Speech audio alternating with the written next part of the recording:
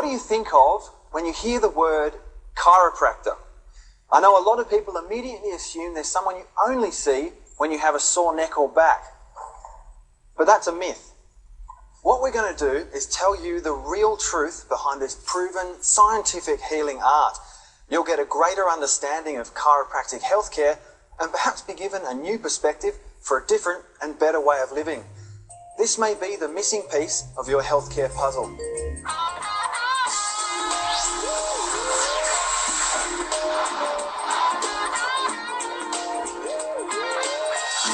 Does any of this look or feel familiar?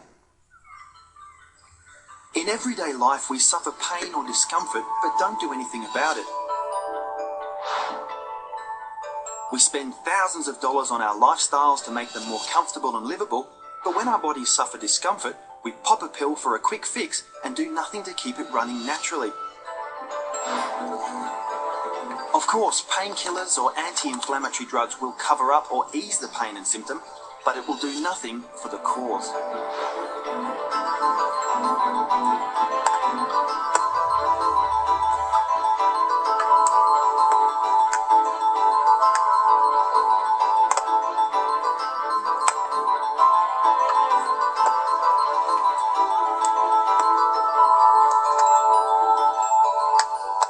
What we want to do is show you there is a better way. So what's the big idea? Well, the big idea is your central nervous system. Your central nervous system is made up of your brain and spinal cord and is continually monitoring and coordinating every single function in your body. As you're watching this, your brain is converting nerve impulses it's receiving into pictures and sounds.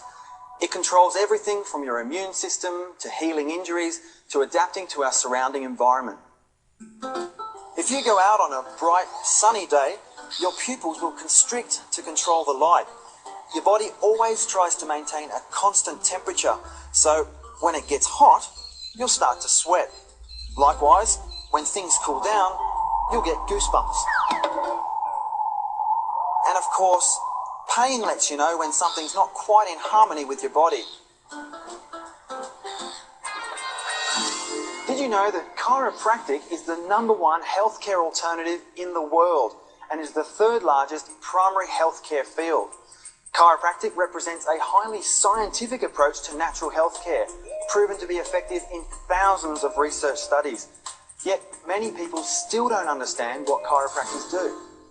What we're going to look at is how chiropractic started, as well as the importance of your nervous system and how it is the master controller of your everyday life, health, and well-being.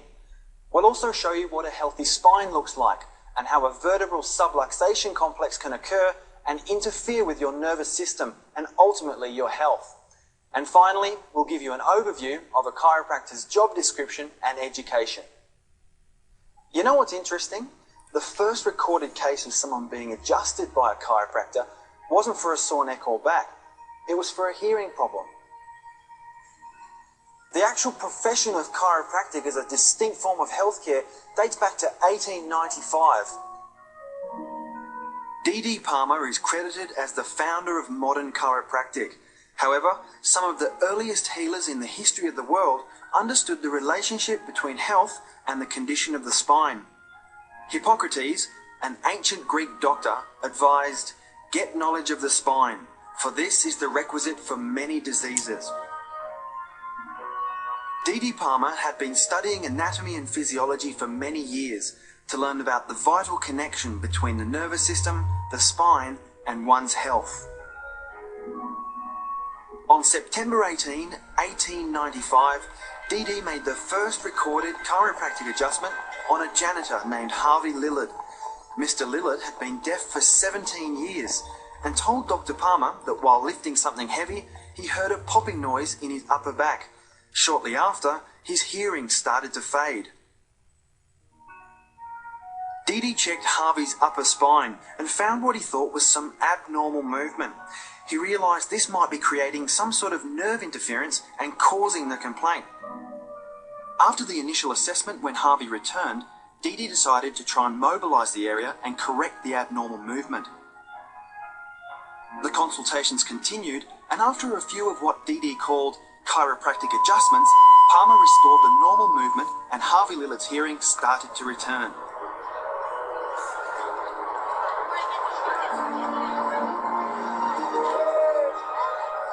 At first, even though it proved to be a successful way of helping the body heal itself, chiropractic adjustments were not readily accepted. For many years, chiropractors were put in jail. Medical doctors claimed they were practicing medicine without a license. Chiropractic was perceived as being in direct competition for drug companies and healthcare dollars.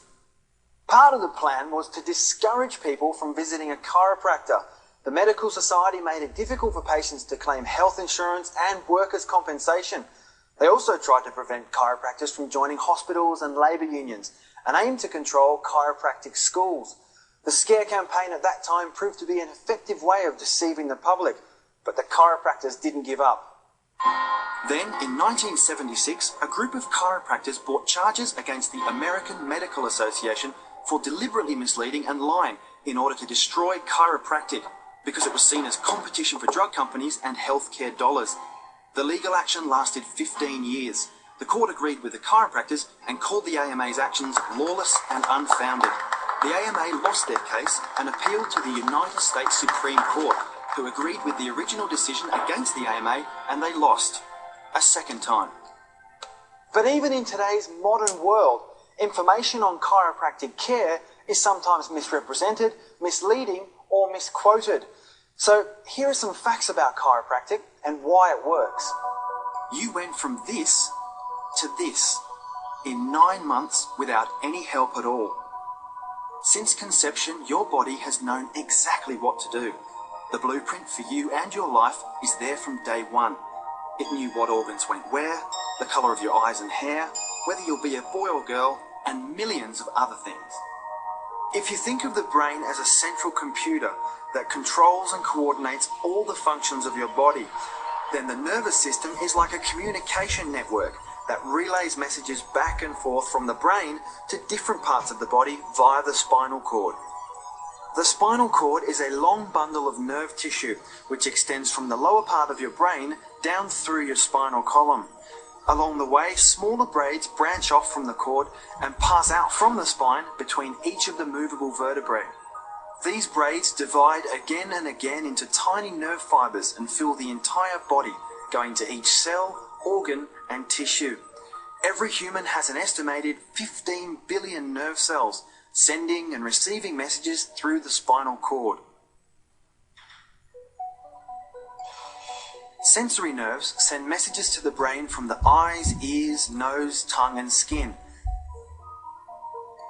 This allows us to see, hear, smell, taste, and feel. Motor nerves carry messages away from the brain, and this allows us to move. So when a message comes into the brain from anywhere in the body, the brain tells the body how to react. Using pain as an example, if damage is being done to any part of the body, the brain will react with a message to tell you to stop, something is not right, or damage is being done. Now, our nervous system is extremely delicate. So what protects it? Our spine. This is what a normal healthy spine looks like. It has 24 movable vertebrae, each working with the one above and below it. A disc separates the vertebrae and acts like a shock absorber and a spacer for the nerve. So why is a healthy spine so important? Well, it protects the spinal cord and the delicate nerve tissue and allows us to bend, flex, twist, and move freely without compromising the nerves. Now that you've gained a greater understanding of just how important your nervous system is and how the spine's major functions are to provide movement, stability, and protection for the nervous system, I'd like to ask you these 3 questions. What do you think happens if the spine is not moving freely or functioning normally? What happens if there's abnormal pressure placed on the delicate nerve tissue? And how can this affect my health? If the spine is not moving freely, it's referred to as a vertebral subluxation complex, or for short, a subluxation. Is that right? Subluxation. Is there another word we can use for that? No? Okay. This is when 2 or more vertebrae have lost their normal motion and or position. This can cause interruption to the normal